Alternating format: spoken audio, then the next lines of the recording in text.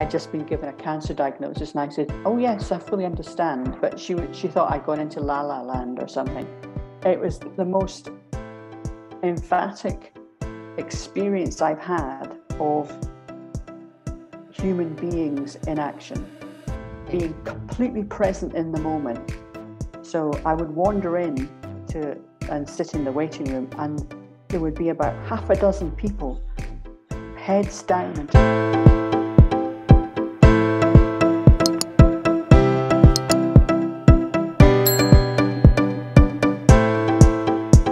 Today's guest is my dear friend Maureen York, a transformational coach, mentor, speaker, and retreat leader. Works with women in the summer of their lives who have arrived at a point where they have unwittingly lost themselves by default or by design. Maureen guides them to unpack their authenticity, boldness, and courage, allowing magic to happen, and where they rise up again and unapologetically claim their lives back so they can thrive again. Welcome, Maureen. Hi, Anita, and thank you so much for the invitation today. Thank you for being here. What is one of the most courageous things you have done? Well, I didn't think it was courageous at all, but others around me thought I was being courageous in my actions. So I got diagnosed with breast cancer in 2017. It just seemed to be another experience that life had put in front of me, and that's how I was dealing with it. But if I take you back to the actual moment of the diagnosis, I was called into the consultant's office, and first of all, the consultant and the cancer nurse were getting themselves into a bit of a flat spin, because I turned up to the appointment on my own. And some would say that was courageous, others might say it's foolhardy. It depends on your point of view, but it felt right for me to do that. Once they got over the shock of me being on my own, the consultant slowly and very gently tried to explain what was going on for me and in my body. Obviously, the medical fraternity get a whole host of people coming into their offices every day, and they don't know how anybody's going to act or react to any diagnosis such as cancer. So he was being very gentle, very methodical about how he was sharing this information, but it was driving me insane. So I stuck my hands up and I went, "Can we just stop this conversation here? You've clearly got something important to tell me. Can you give me as much information as you can in as succinctly as you can?" So he carried on and he explained the type of cancer that I had and so on and so forth. And then he left the room. But the cancer nurse wasn't convinced that I had understood what had been shared with me. So she queried that did I really fully comprehend that I had just been given a cancer diagnosis? And I said, "Oh yes, I fully understand." But she thought I'd gone into la la land or something. Anyway, we carried on the conversation. We arranged the session with the surgeon, which was for the following week. My husband turned up for every other appointment just to reassure anybody that's listening.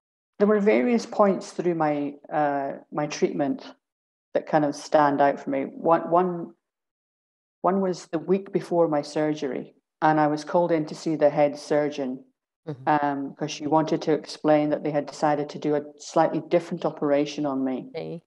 And was I okay with this? And she also asked if it would be okay, given that it was quite a sizable tumor that they discovered in my right breast, that they might want to double check that it hasn't spread anywhere else in the body, and would it be okay if she took out a couple of lymph nodes? And I went, "Oh, funny you should say that. I was going to ask you to do that." And she looked at me sideways, and I went, "Well, it's better for me to have one operation rather than two."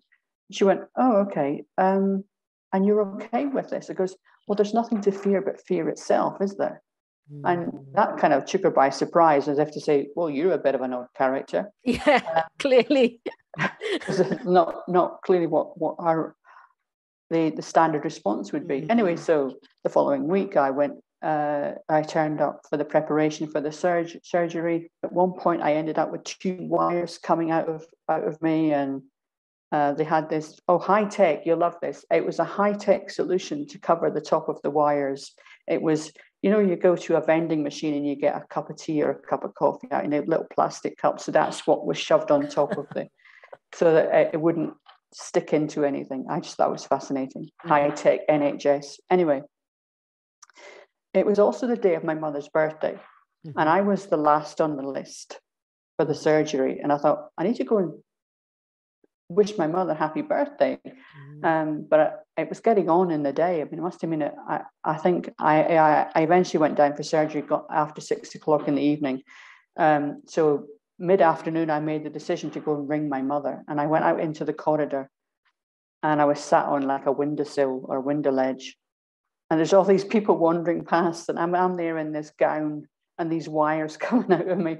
And they must be thinking, what on earth is going on? But anyway, so I wished her happy birthday and everything was fine. But for me, it was more important to wish her happy birthday than it was for me to get concerned about what I looked like. So I found that quite fascinating. Then I was taken down for surgery. By the time I'd come out of the surgery itself, the recovery kind of period was 8:30 at night or something. So they decided to keep me in overnight. I was taken up to a ward.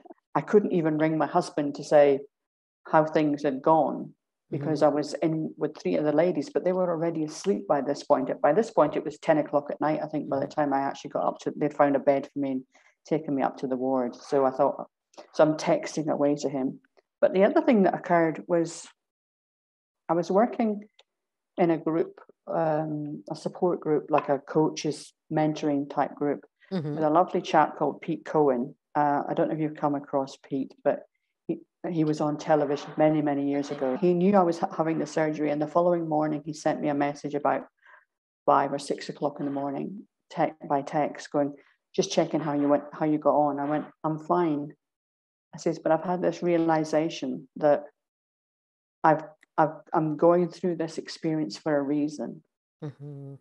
And no matter how it shows up, I'm going to be sharing my experience with the rest of the world. Yeah. And I found that quite, even talking about it now, I'm thinking, whoa, okay. So it was a bit of an insight, a bit of an impact on me. So my husband took me home and everything was fine. And the wound started to heal and so on and so forth. But then part of the wound didn't heal properly. It was getting to the stage that if I pressed, you love this, if I pressed the wound, this green stuff would come out. And I'm thinking, that's not right. That's just not right.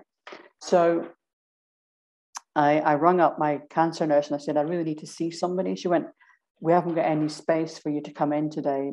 You need to see your GP instead.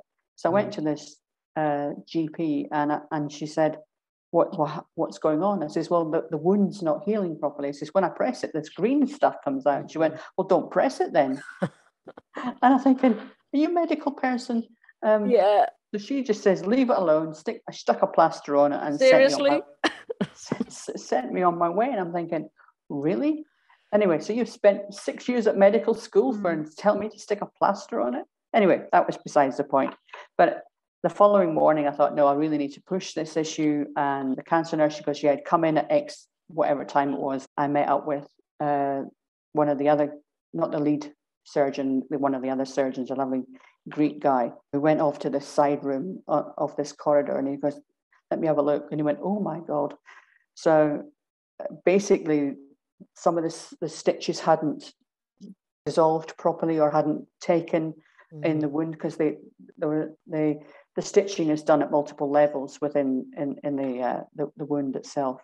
So he picked out about 8 or 10 of these little stitches that hadn't done their job properly.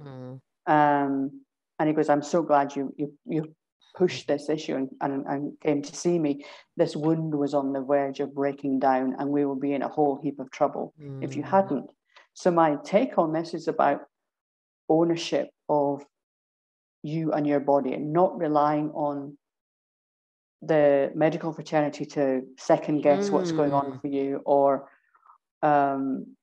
for most of us are taught that life works one way, which is outside in, which is they must tell me what I need to do.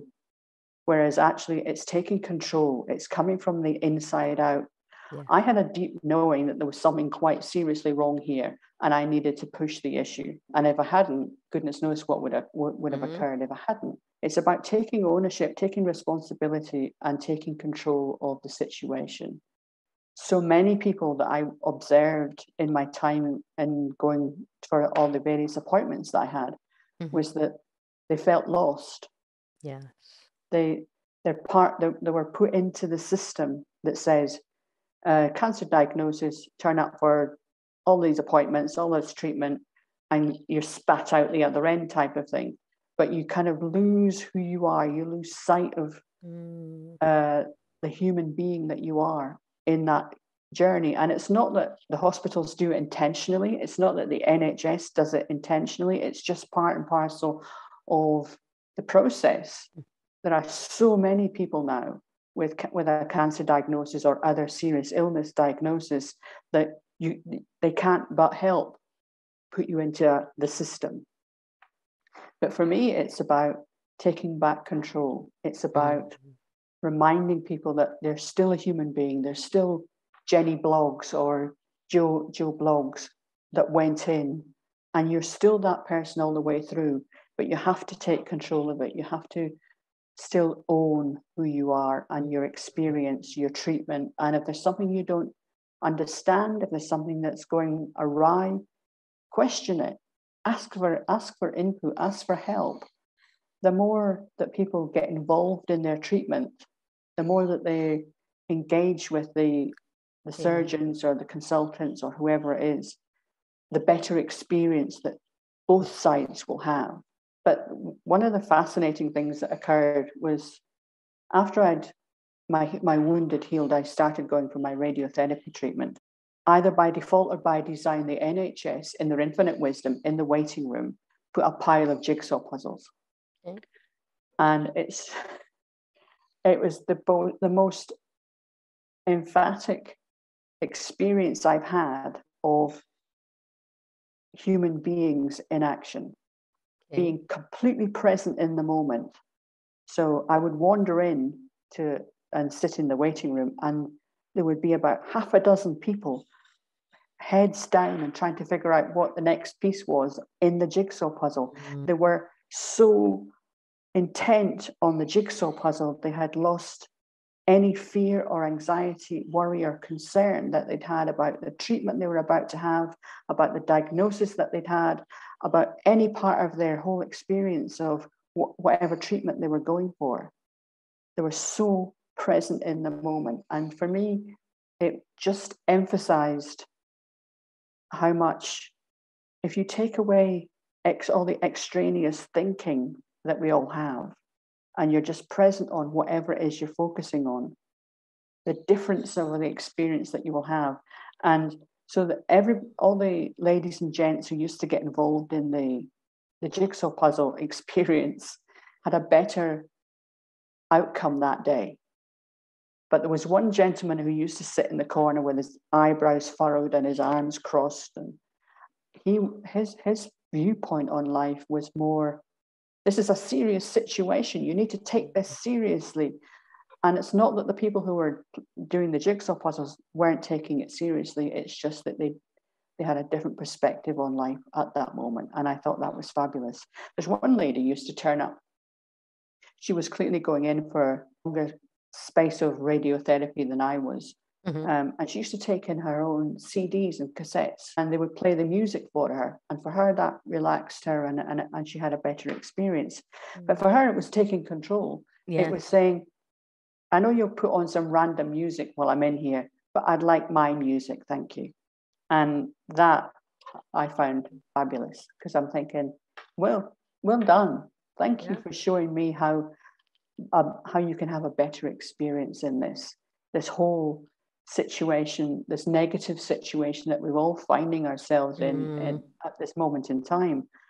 And yet you can still take control. You can still be, you can still show up in a space of courage and boldness and authenticity in each and every moment.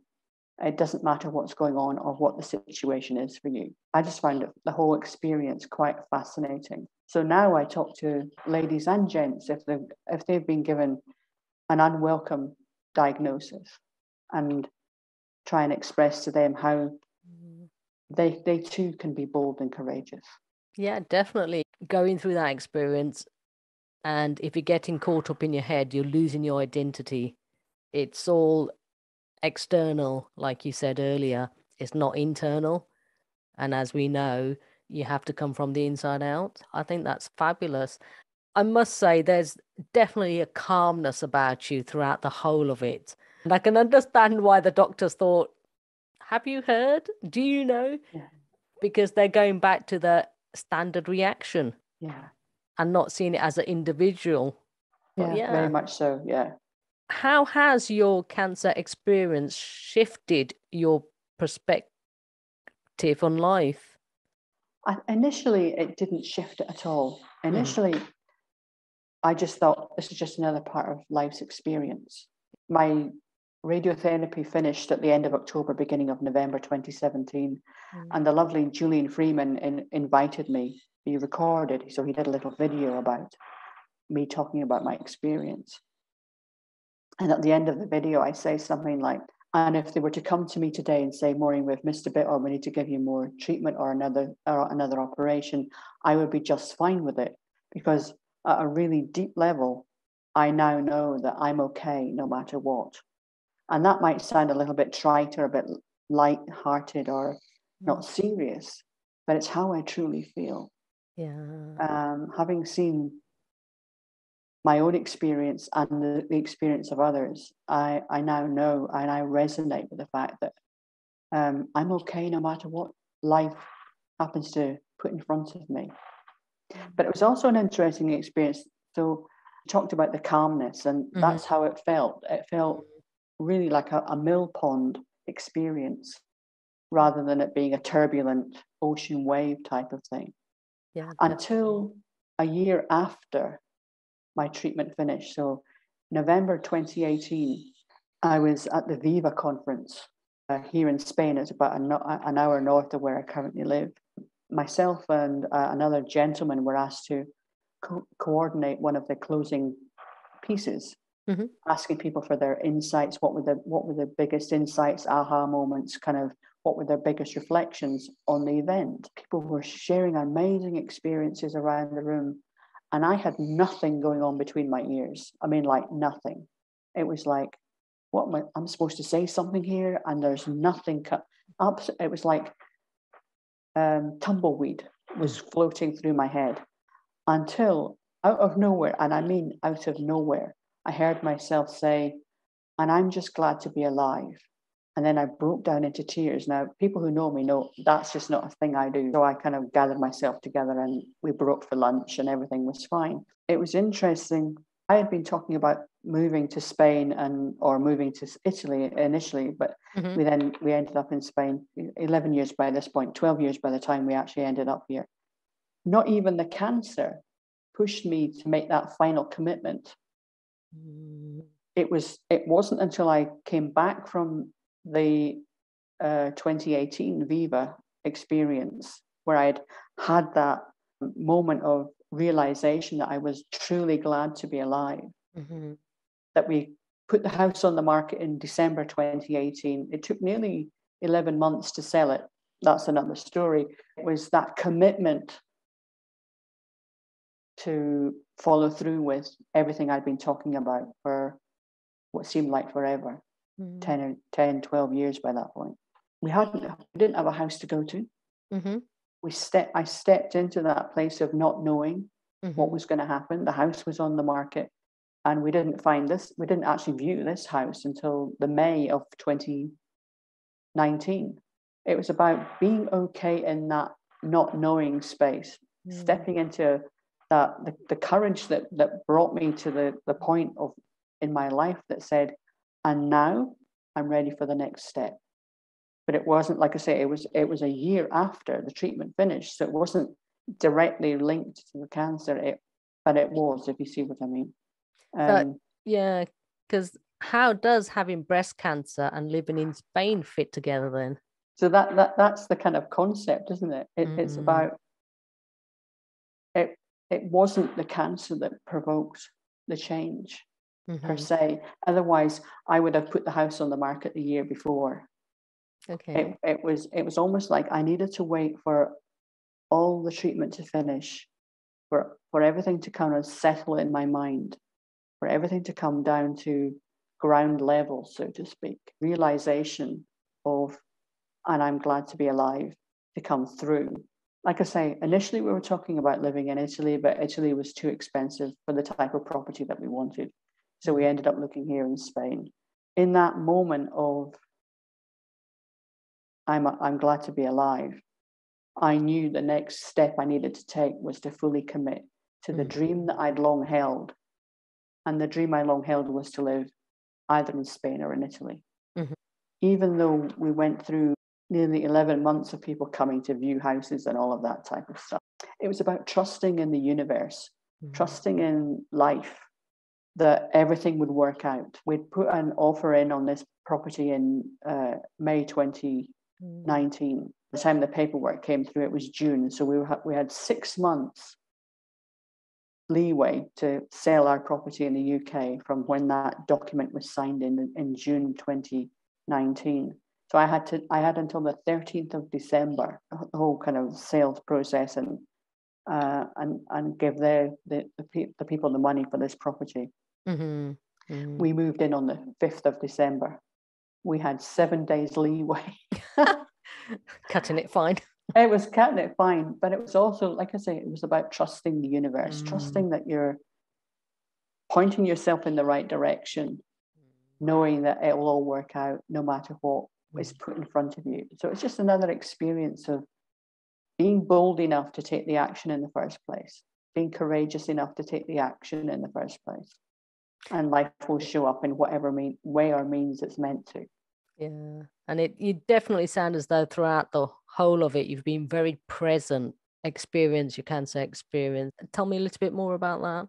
So the statistics these days say that 1 in 2 people will have a cancer diagnosis during their lifetime, which is a shocking statistic, no matter how you try and dress it up. Chances were always, some shape or form, I was going to come up against this thing called cancer. My biggest concern throughout the whole experience was how I was going to tell my mother. Yeah. So I actually laid the groundwork before telling her. I laid the groundwork with my elder brother and said, are you at home at the moment? Because he works on the oil rigs. Are you at home at the moment? Can you be around for mother? Because I need to tell her tomorrow that I have this diagnosis. It was quite interesting in her experience of my diagnosis. Quite religious, so she added me on to the end of her prayer list type of thing, which I thought, thank you for the extra support and things. I was trying to explain to her that I'm okay. I'm okay in the diagnosis, I'm okay in the treatment, I'm okay in whatever happens next. I need you to be okay too. Yes. I was doing more support for my mother than I was had any concern about my own well-being or my own welfare, because I knew that was already taken care of, because I'm okay. So it was about managing her stress levels, her anxiety, and all of those types of things. About 18 months after it all had finished and things, she told me that she was taking her lead from me. Because I was so calm and relaxed about it, that was a stance that she could take. I'm not sure whether she thought I was putting on an act for her initially in order to kind of keep her calm, but there was no act involved. You can't keep that going for that long. But my experience of being calm through the process was just my natural way of being. I don't think you can put on a facade for too long. No, absolutely. So it really is about owning who you are, knowing deep down that yes, there's process, there's procedure, there's operations, there's all this stuff to be gone through, but at the deepest level, I knew I was okay. So it didn't matter the procedures, the process that I was going through, all the appointments, all the amazing people I met, fantastic people. one of the other questions that I sometimes get asked is, would you rather it not have happened? And I'm thinking, no. It was almost like this was just another part of my journey. Somebody described challenges in life as a drop stitch in life's tapestry. And that's how I see this. It's just a drop stitch. Love it. It needn't be any more complex than that. Yeah. So what would you say was your greatest learning from your cancer experience? Good question. I guess one of the biggest learnings was because for a while, my brand for my business was the Calm Coach. I still have the URL. I guess for whatever reason, that's just how I show up in life. It's not an act. It's not a facade. It's not this sounds like a cool thing to call yourself. The person who gave me the name or suggested the name could clearly see me at a deeper level than perhaps I could at the time.